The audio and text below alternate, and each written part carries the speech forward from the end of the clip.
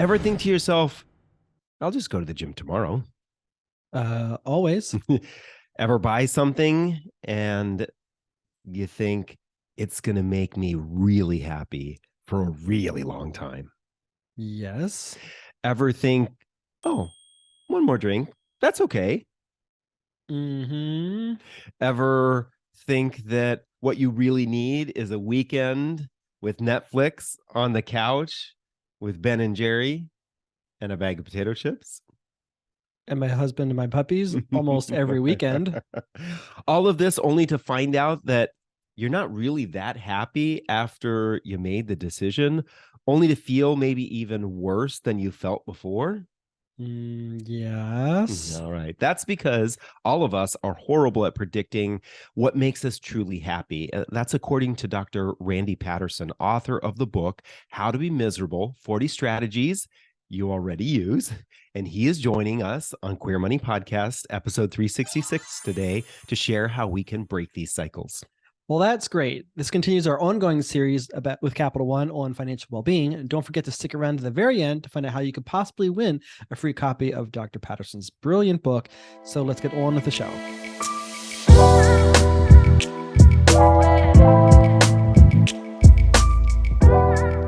Welcome, Dr. Randy Patterson, to the Queer Money Podcast. We're looking forward to this meaty discussion. Well, I'm glad to be here. Thank you so much for reaching out.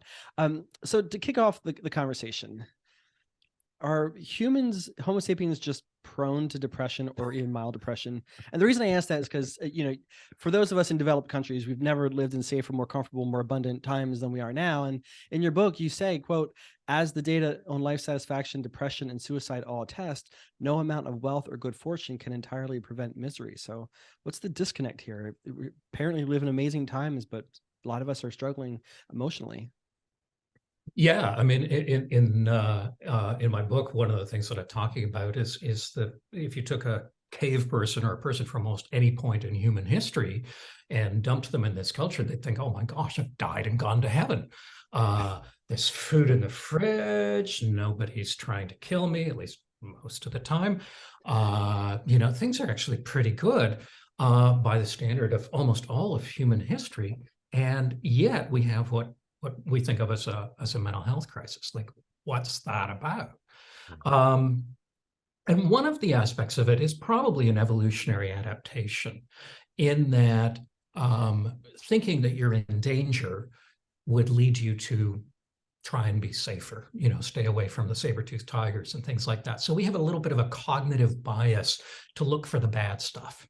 So if that's safe and that's safe and that's safe and that's safe and there's a saber-toothed tiger, we're going to be paying most of our attention to the saber-toothed tiger. So we have this bias to look for things wrong in our lives. And many of us are familiar with that, either in our own minds or with friends, where we think, you know what, your life is actually pretty good. Don't see what the big problem is, but they're really, really focused on that one thing. The neighbor built that fence 1 foot over the property line. How dare they? And it's really tearing them up. Have you been in our backyard recently? Because we were just having this conversation the other day. You could totally make that, your life if you want. Right. Yeah. What you're talking about here kind of reminds me of this. I don't know who said this, but or where it came from. This idea of fear, false evidence appearing real, and that's kind of, I think, what you're kind of maybe what a little bit of what you're talking about here is our brain kind of tricks us into this idea of let's focus on the thing that is maybe the most scary, the most threatening, the most worrisome, and if we only have one, then evidently we make it really big. Right. Yeah, it's a little bit like sort of the allergy theory. Whereas if you keep a child in an absolutely sterile environment, where there's really they never get to eat dirt or any of that stuff that children have a tendency to do, then the immune system, which is looking around for dangerous stuff, gets more and more sensitized. And similarly, if you put people in a pretty safe culture, generally, let's not exaggerate that point. But I think we get more and more sensitized to the possibility that somebody doesn't like me on Facebook or Instagram becomes this major trauma. Yeah. Right. Do you think, as you're speaking, I'm thinking to myself, we're almost at a point, at least in American culture, where we're sort of almost making up boogeymen that don't exist. Kind of, I think, when I think about some of the cable news stations, and they're always trying to say there's a war on this, there's a war on that. We're supposed to be afraid of this, that, and the other thing. Do you think maybe that our evolutionary condition, coupled with the media trying to get clicks and eyeballs, is maybe sort of exacerbating the mental health crisis, and that's kind of why it seems to be somewhat of an explosion? Yeah, I do think that, actually. I think back to the 1960s, when we had like 20 minutes of news at 11 o'clock, and that seemed to be just fine. And there was rather a lot going on in the 1960s. Right. And yet, we didn't need a 24-hour news channel. So now we've got them, and they need us to look. And how best to get people to look? Well, let's set off the fire alarm. Let's say, there's this horribly dangerous thing that's happening, and really stress that. Occasionally people talk about, oh, well, let's have a good news channel.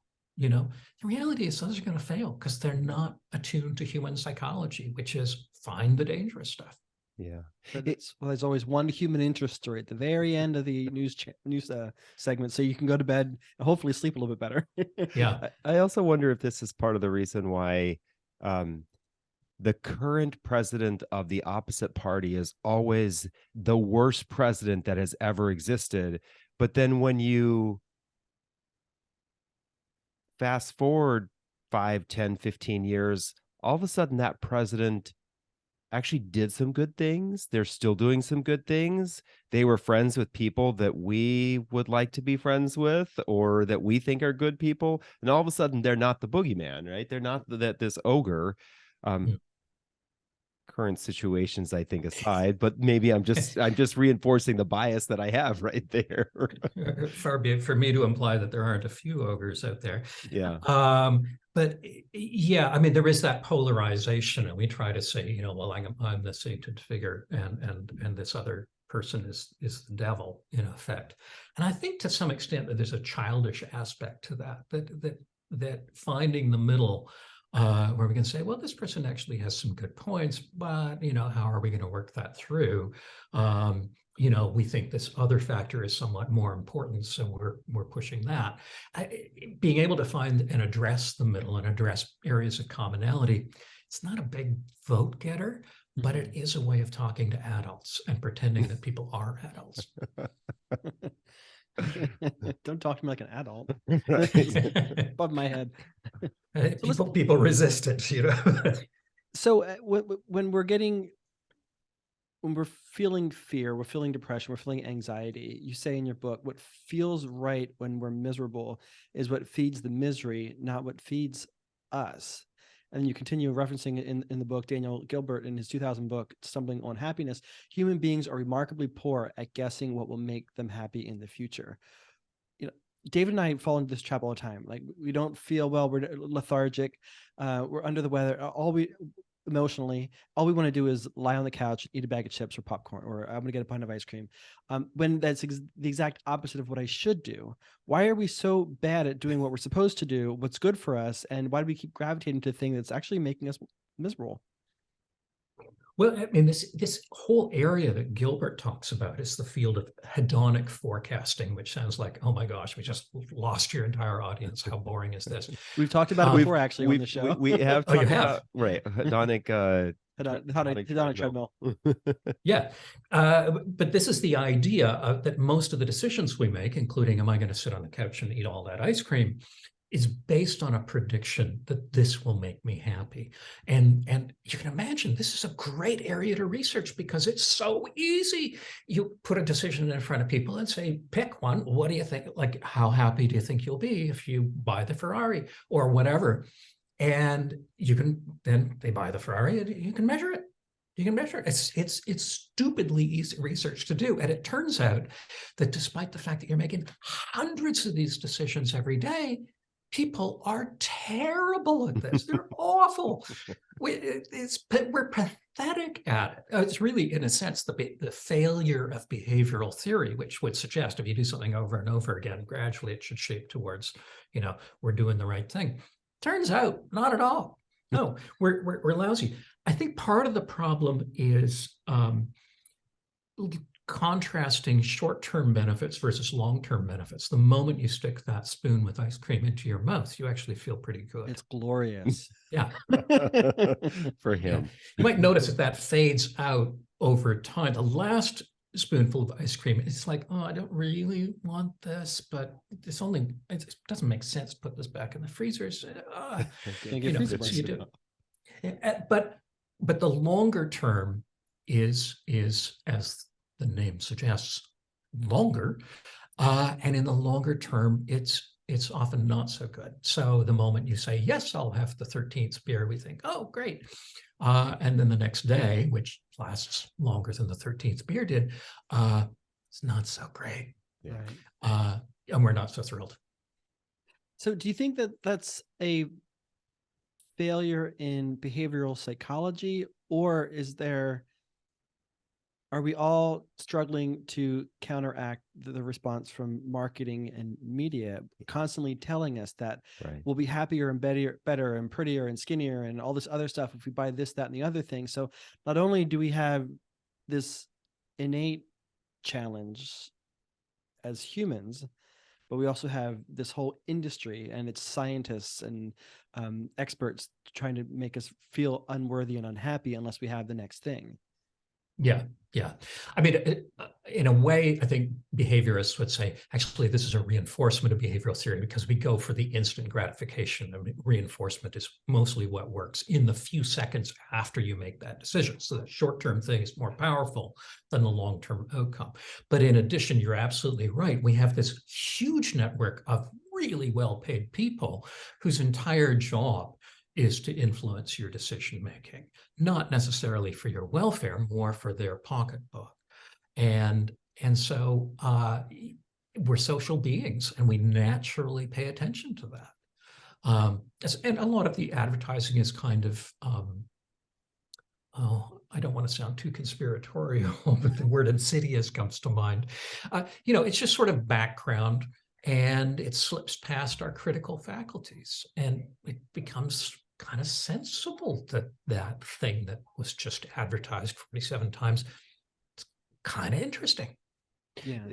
Just maybe a side question here, since this is the Queer Money podcast. Yeah. Do you think that in that kind of framework that we as LGBT people are maybe more susceptible to that because of the things that our brains have already been dealing with as we grow up on the outside?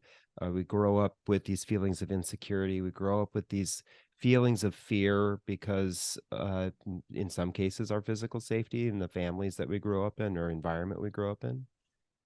Yeah, I mean, if we're told that we're inadequate, that we are on the outside, that we're not good enough, natural human tendency is to say, well, okay, let's at least try to become good enough. And some of us try to become good enough by trying to become heterosexual, which tends not to work out really well.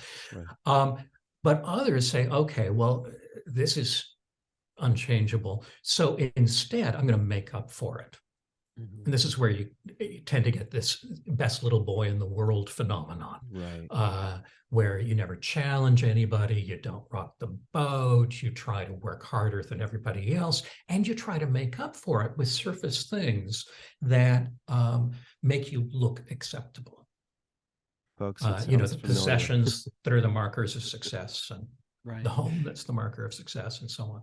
Right. I was just going to say, folks, this for those of you listening, doesn't this story sound familiar? I mean, it's the story that we have told on this podcast about us over and over and over again, and many of our guests. So I think this is great. You mentioned a great segue into the next question. You in the book you quote Elaine de Botton from Status Anxiety. And David, when I read this quote, I had to repeat it to David, and we talked about it. Like, it was, I don't think I've ever, there, few quotes bowl me over, but this is great. The best way to stop appreciating something is to buy it. Yeah.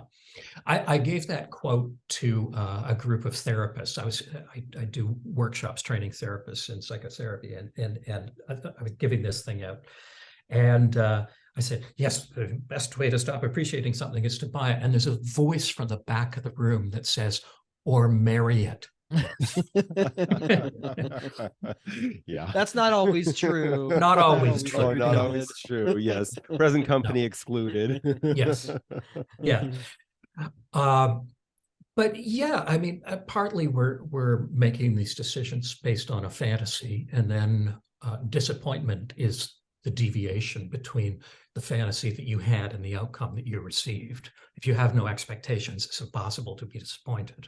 Right. So disappointment is often more about the expectations than it is about what actually happens. But also there's the phenomenon of habituation. You know, like, let's say you go out and you think, oh, this great piece of art, this is lovely, it's so wonderful, I can't, you know, and you don't get it, and you're sitting at home, you're, you know, angsting, oh, somebody else is going, and you go out and you buy it, and you spend all kinds of money, and you put it on the wall. Within a week, you don't notice it. It's gone. Yeah. It's gone. There are things on most people's walls, and God knows in their drawers, that they haven't looked at. Hanging in their closets. Hanging in their closets. They have not looked at. They were desperate for this stuff. They haven't looked at it in years, right? As a matter of fact, if it was stolen, they might notice, oh, there's a gap there, but what was that? They don't know. So to flip your analogy of the artwork on its head, David and I just moved from Las Vegas to Toledo, and one of our prints, however, it was in the moving truck, has got a dent in it. So that the print is kind of like pointing out. The canvas was stretched, yeah. So it has a permanent indentation, and we can't fix it. So we hung it on the wall anyway. So we have something on the wall. It's not a naked wall. But then the other day, David said to me, he goes, "Do you think we're ever going to replace that picture?" And I said, "I actually forgot that it has a dent in it." Yeah, habituation again. Right. We tend to forget that these things just sort of become part of the wallpaper, in effect. Yeah, I wonder if this is also the reason why we are tempted to go out and buy the Louis Vuitton or the Manolo Blahniks, or however you say that word. Good job, David. You got it right. The thing, because deep down inside, we know that there's this satisfaction we're going to get from everybody saying, oh, you've got a new bag, or you've got the new shoes, or you've got, and we get excited, but within a couple of weeks or maybe a month, it's become mundane to everybody else as well, and we're not getting those accolades for having the new thing, and that's why we need to have next season's version of that new thing in our life. Yeah. I mean, there's sort of the momentary, the thrill of acquisition, if you like, but then there's the impact it has on others, and this is a very unreliable thing to base one's self-esteem on, obviously. Right. But yeah, I mean, they say, oh, I love those shoes, but they don't say that every time. Every time you wear them, they don't say, oh, I love those shoes again. Right. You know, it's just like, no, those are his shoes, whatever. They're not that focused on it. So there's that need to get more. It can be almost like a slot machine. You know, you mentioned Las Vegas. You know, I need to, you know, pull the arm on the one-arm bandage again, to try and get that back, to reclaim that those accolades from others. Now I know why my mom remodeled a room in our house almost once a year, whether it was a bathroom or just painting the walls. It was like every year she was looking at one of the rooms and changing it in some way. Yeah. And, you know, for some people that may work, but the question is, does it? Yeah. And is it something that you're tempted to do? Your instincts are telling you, I need those shoes, I need that countertop. Or is it something that experience has shown, actually, that does leave you quite satisfied? Yeah. That bicycle that you bought actually did produce tremendous life satisfaction. Which is it? Is it more temptation or is it more experience?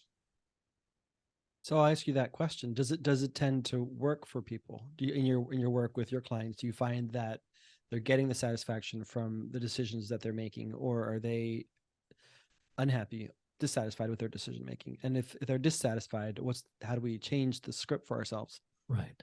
Or learn from those who are. Yeah, Right. yeah. Well, I mean, let's face it, if you're a clinical psychologist, people don't say, oh, I'm really thrilled with my life. Let's go see a clinical psychologist. So generally speaking, something is not going well. Often it's nothing to do with them. I mean, horrible things happen in people's lives.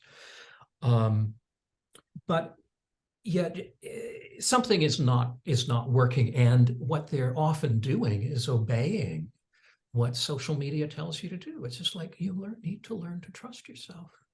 You need to learn to trust your instincts. Your instincts will guide you. Your heart will guide you.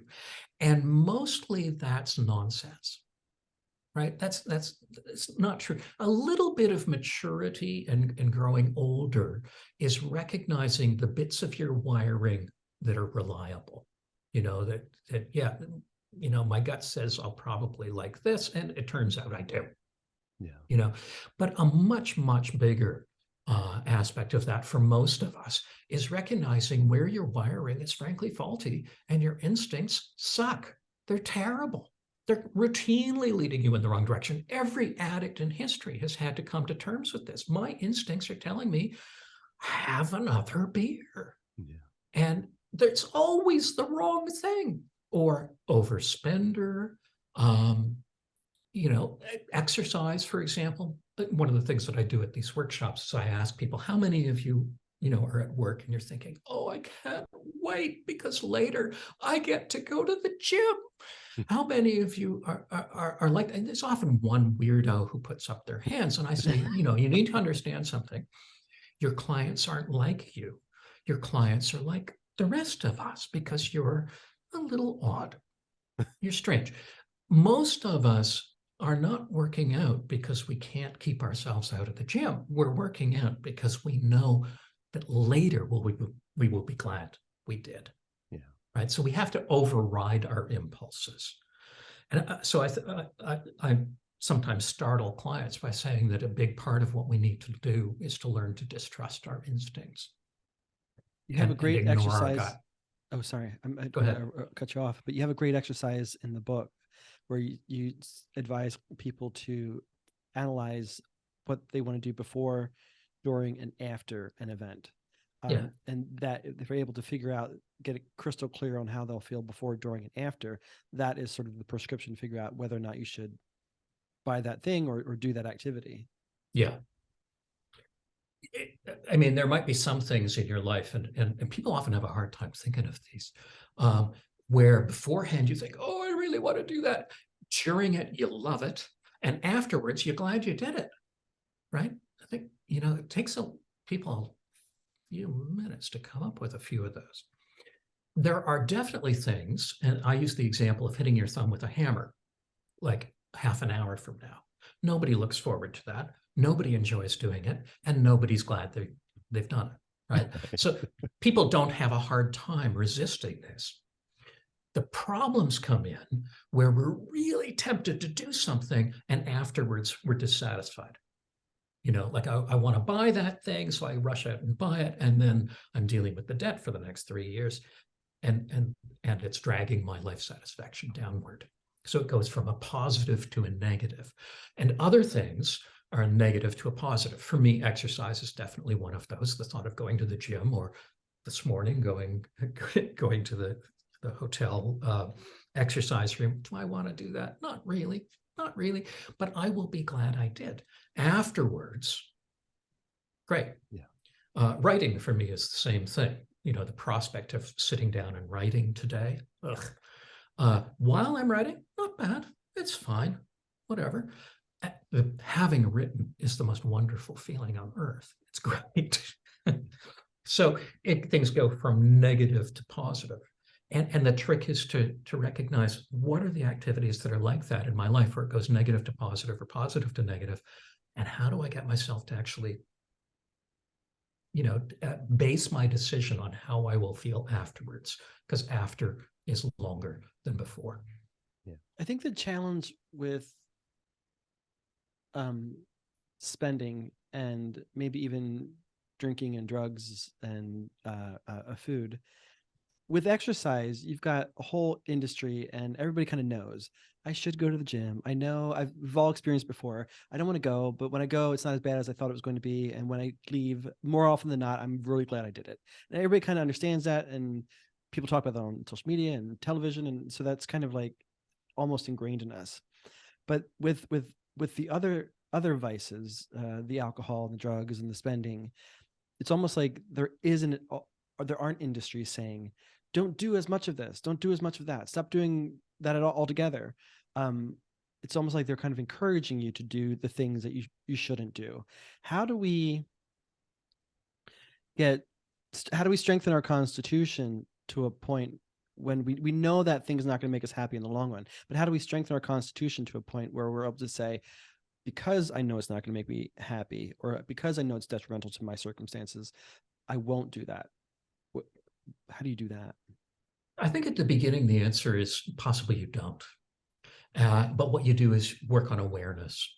Say, okay, look, I've been doing this for years. I'm going to do it at least this month, but I'm going to impose a little process here. I'm going to ask myself, the last time I did this, how did it turn out? The last time I went shopping and bought $300 worth of stuff, how thrilled was I that I had that stuff? Let's go do it. Let's go do it. Let's not resist, right? We're just building awareness to begin with.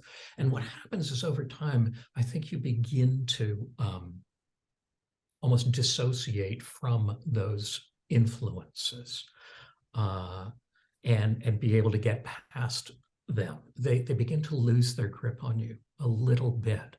But I don't think it ever gets to the point where it doesn't require force of will.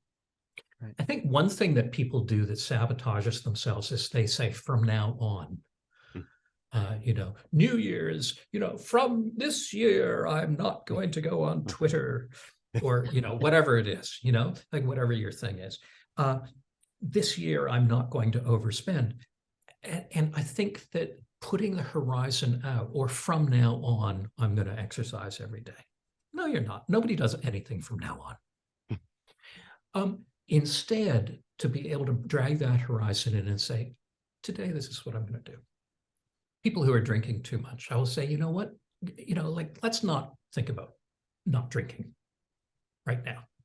But what would it be like to go out with friends or go to this dinner this tonight and make it your agenda not to drink? That's it. Tomorrow, whatever. But this one time, I'm just going to do it one time. Baby steps. Yeah. I think but those are the actual steps. That's actually how it happens, right? I mean, it's like, I don't drink tonight and I don't drink tomorrow night and I don't drink the night after that. It actually is in the moment. Yeah. I think isn't that one of the tenets of AA or those 12-step programs, is one day at a time, or something. I can't remember exactly what the saying is, but it's something like that. Just take it one day at a time. Mm-hmm. It absolutely is. Because if you think, okay, so let's see, I'm this age, life expectancy, so about 40 years. Okay. So 40 years of every single day, never drinking. Oh gosh, I don't think I can do that. Right. No, you can't. You can't, but you can not drink today. Right. Well, I mean, you're kind of, to your point about AA, some of these behaviors, we've created these neural pathways that are so ingrained. If we're 40, 50 years old, and suddenly we want to change a habit that we've been participating in for 30, 40 years, how long does it take to change those neural pathways? In some cases, probably for some people, they never actually change it. Well, it sort of depends on the habit. I mean, for some people, smoking, they say, like 20 years after I quit smoking, I still want a cigarette. Right. But the temptation is to think, however long I had the bad habit, that's how long it's going to take to get rid of it. And I think for the most part, that's false. Generally speaking, people are able to change. Actually, because if it actually is better for you, if you actually are getting better outcomes, that has a certain amount of power. And so it's better than you think. People who haven't exercised at all think, oh my God, I might be able to get myself to the gym once, but regular for good, I don't think so. What they often realize is the development of the habit, which is like, oh, okay, it's Wednesday at 8 a.m. I guess I'm going to the gym. That begins to happen quite quickly. We tend to think in our culture so much about skills and how important skills are, but I think habits are arguably more important. I think isn't it in the book Atomic Habits? I forgot who wrote that, but don't they talk about that the best way to get rid of a bad habit is to replace it with a good one? Replace what you don't want to do with a habit of something that you do want to do. Well, there's absolutely a good cause for doing that. With somebody who's going to give up compulsive sex, if that's been an issue for them, which can be for some, or drinking, or gambling, going to the casino every night, or whatever it is, or spending 3 hours on social media, whatever.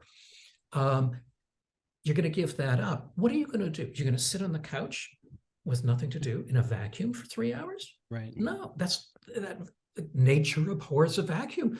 It's going to suck that activity back into it. Sooner or later, you're going to get bored.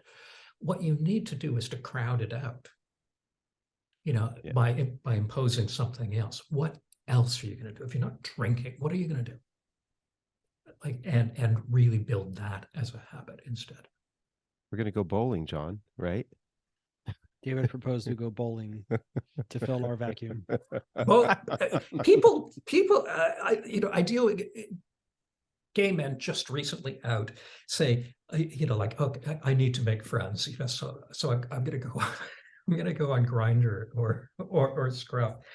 It's like, okay, well, that might be a certain kind of friend, but it's not necessarily most people there are not, that's not the kind of friendship that you probably need the most. Not to say that sex is, but fine, but you need a group of friends. Yeah. Right. And that's not why people are there mostly. And how do you do it? Oh, I'm going to go to a bar. This is a terrible idea, because if you go up to a perfect stranger at a bar, at least historically, there's a message behind that. It's not, I want to be your friend, right, necessarily. So it's actually a force keeping people apart in gay bars. And so bowling, whatever in Vancouver, where you just took his side. I know. See, we're going to go bowling. I totally took his side. He's exactly right. And occasionally the client will say, oh, bowling? I don't want to bowl. And I point out, it has nothing to do with the bowling. The bowling is the plate on which the social interaction is served. It's nothing about bowling. He's telling me that, hey, I'm right. Right. This is like the first time in a long time. I didn't know we were going to get free couples counseling in this interview. Thank you. Vancouver is not the coldest part of the country. I mean, today, apparently, it snowed a huge amount, and in Vancouver, this means utter chaos, right? Because the city is completely unprepared for this. But we have a curling thing. Nobody in Vancouver curls. Heterosexual friends of mine wanted to join a curling league, and they go and they say, well, there is one curling league that still has some openings on Sunday. It's the biggest curling league in Vancouver, but it's the gay league. And they said, fine, whatever. They joined the gay league, had a great time. And at curling, you look at, I mean, if you've ever seen this, yeah. This is shuffleboard in the cold. I mean, why would anybody do this? It has nothing to do with curling. It has not. That's the plate, yeah. Right? Yeah. It has to do with the social interaction. And that's for people recently out of the closet. That's how you get a social network, is by doing something with other people. And what it is, nobody cares. Doesn't matter.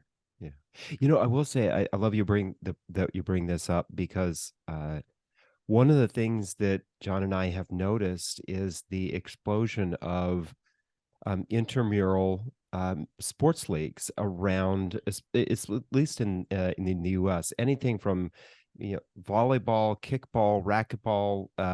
All of these leagues are, and I think I love the fact that this is happening. That we have found our way out of the bars and into other forms of a lifestyle that can, one of the things that John and I, probably one of the reasons why we didn't meet too many friends in the bars, because it was always loud, so loud that you had to yell at somebody to be able to have a conversation, right? Or you went outside with all the smokers and then you came back smelling like smoke. So the fact that we are creeping out into doing some other things I think is really a positive move for our community, because maybe we are practicing something that's not part of your 40 strategies to be miserable.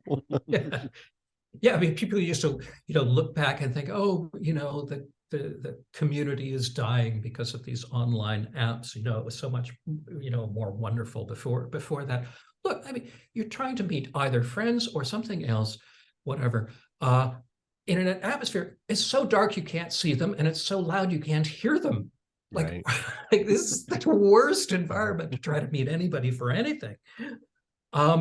So yeah, I mean, there are these other things, and I think that's more general than just America. I mean, certainly it's widespread in Canada, but I'm not sure I'm seeing a huge difference. It's been that way for a long while.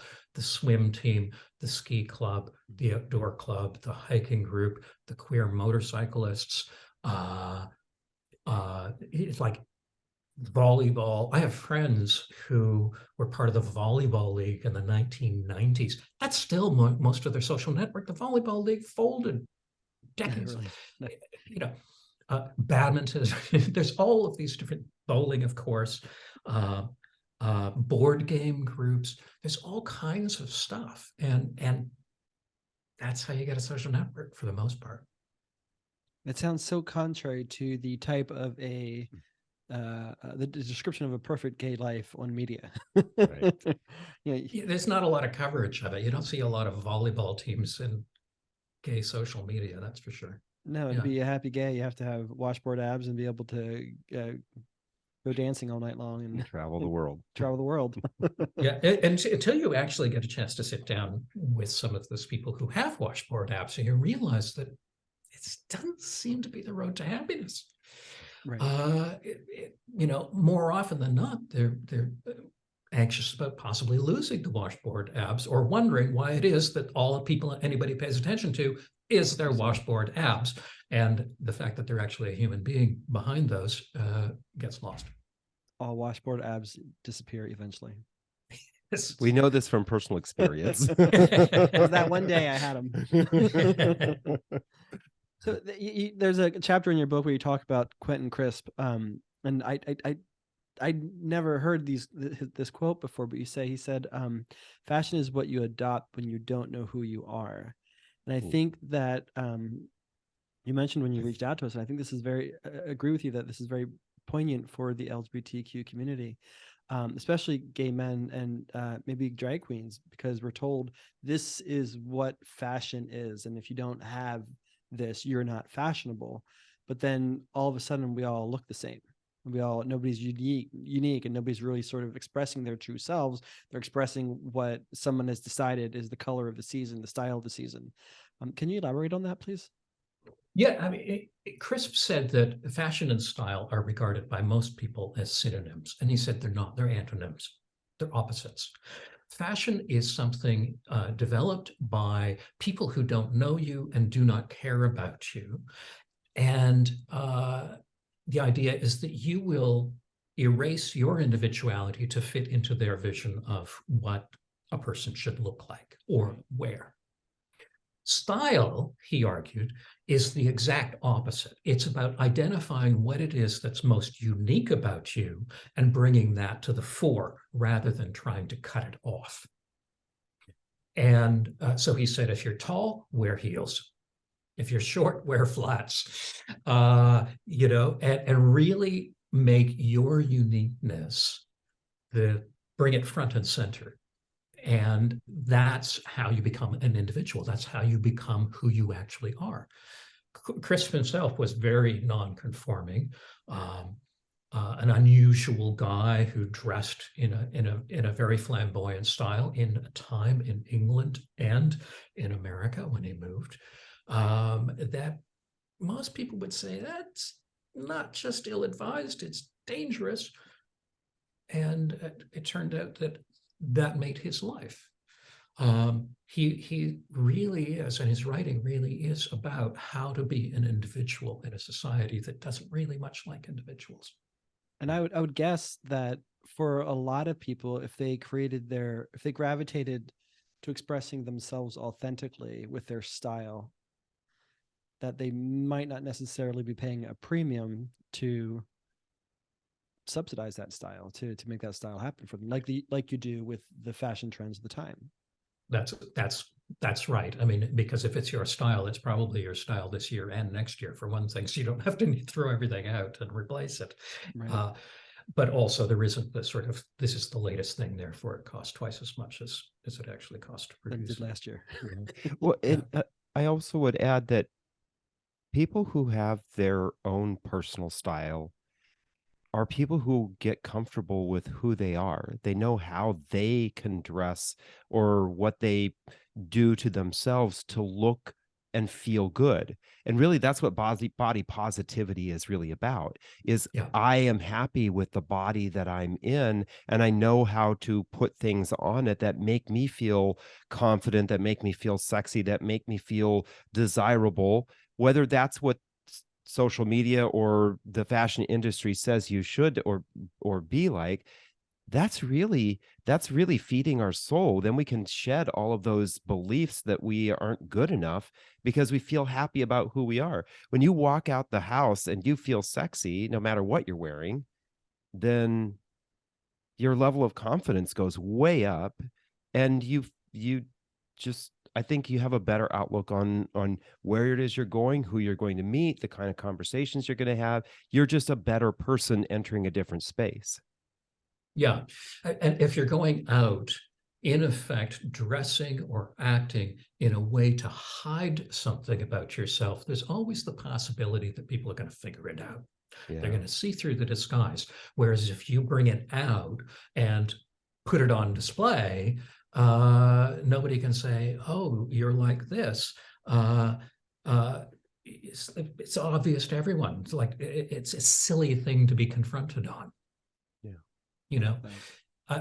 One of the things people are often who are very socially anxious, and social anxiety, I think, is more prominent amongst gay men, at least, probably other LGBTQ populations as well, but fewer studies. Social anxiety seems to be quite prominent amongst gay men. And one of the big things that people are worried about is people are going to find out. And something. And the big advice is tell them. Yeah. This is one reason it appears that coming out seems to be psychologically healthy for people, even though once you're out, it actually exposes you to potentially more discrimination. You would think it'd be psychologically healthier not to come out. That turns out that doesn't seem to be the case. Because you no longer worry, oh, people are going to find out that I'm gay. Like, they already know. You already told them. You're wearing a button. Whatever. Right. I think that's part of the reason why we've really adopted, especially over the last few years, this expression of come out about your money. Because so many people are hiding behind the things that they buy or where they live or what the displays of life, and they're hiding where they're truly at financially because they don't want people to know. And that is a recipe for disaster, as we know from personal experience. Come out about yourself, be your true self. And that's, it's a message that our community keeps preaching. You do you, be yourself, be authentic. And yet it seems like we struggle with actually doing it in all aspects of our lives. Yeah, I think that that's true. I think there's sort of a surface idea sometimes, you be you. But what that means is you be a gay man who is exactly like every other gay man. Right. So we got to figure out exactly who we are. And I think that's a challenge that a lot of people have. They haven't given themselves the opportunity to figure out exactly who they are, because before they came out, they felt they had to hide every aspect about themselves, and they had to conform to what mom and dad expected of them and society in general. And then you jump into, and this is a challenge that David and I had, then you jump into the queer community, gay community for us. And we felt like, okay, well, this is what it looks like to be a happy, successful, good gay. This is the prescription I've got to follow. And we attribute us sort of trying to live up to that expectation in part for our financial problems that we had decades ago, because we're trying to fuel our soul with things that weren't actually fueling our soul. Yeah. I mean, partly it's a time-limited effort, but even within that limited time, when you can do it because you still have some credit on the credit card or whatever, doesn't actually work that well. Indeed, it only magnifies the anxiety. The more you run away from dogs, the more afraid of dogs you're going to get. And the more you run away from exposing who you are, including your financial circumstances, the more fearful that's going to be, the more you're going to fear exposure or people finding out, oh, not quite as successful as we thought. Right. Right. So your whole I think the foundation of this discussion came from this idea of the title of your book of How to Be Miserable. And so is there a way for us to stop being miserable? Is that, I mean, what's the, I guess that's the hope we want out there, right? Because if we started off with the discussion with this idea that we are in a day and age where we have all of the things that make life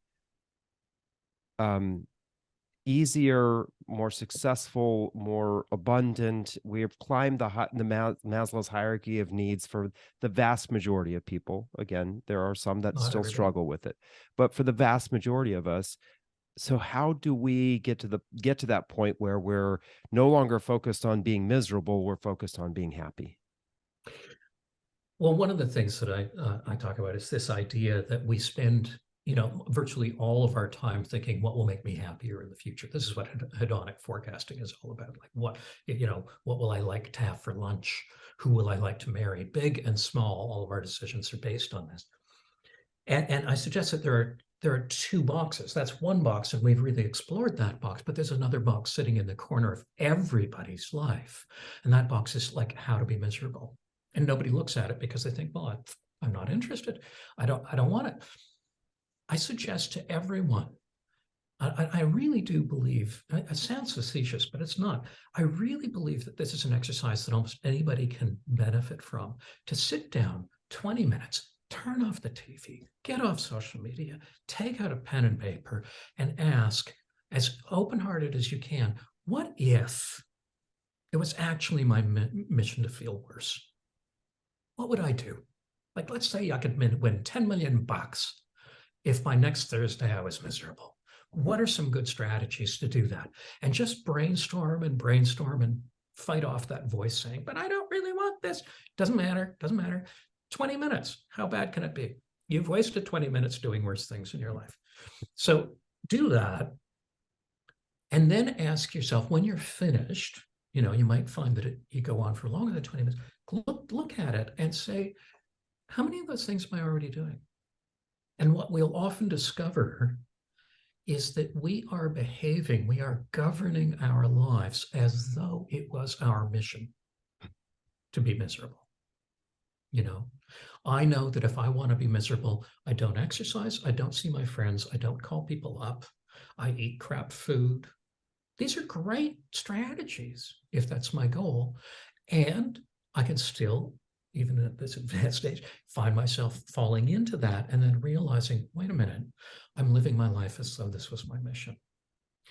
The other aspect of that is that every answer you come up with is like a stone in a river. And if you turn that stone over, you'll discover a way to feel happier in your life.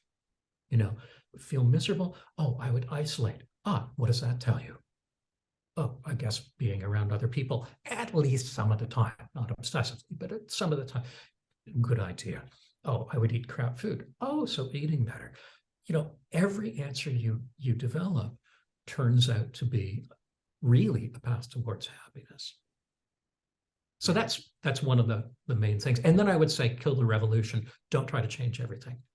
Just identify one thing, work on that. Nice. I do, I wonder, as you were talking about that, writing your list out of all of the things, I wonder how many of us would write out things that are something that we're already doing, but to a greater degree, right? We would say getting drunk every night or drinking more, right? We would write those things down, or, like you said, isolating myself from my friends. Well, is that just a larger degree of something that we're already doing? And then, because I think that's probably where we go already. We think, okay, what things have I done in my life that make me feel bad? And maybe some of those are the ones that we need to turn over quickly. Yeah, I mean, it's sort of this boring old idea of the middle path, moderation in all things, including moderation. Yeah, I mean, you have a glass of wine with dinner most nights. Fine, whatever, right? That's what, so long as you don't have a family history where this is a slippery slope leading to really bad places, whatever, fine. But those times when you've gotten into going out every night and getting quite plastered every night, how was that for you? Yeah. Oh, well, that would be a road to misery, and finding a way to put the brakes on that would be better. And that's why I love your book. The full title is How to Be Miserable, 40 Strategies You Already Use.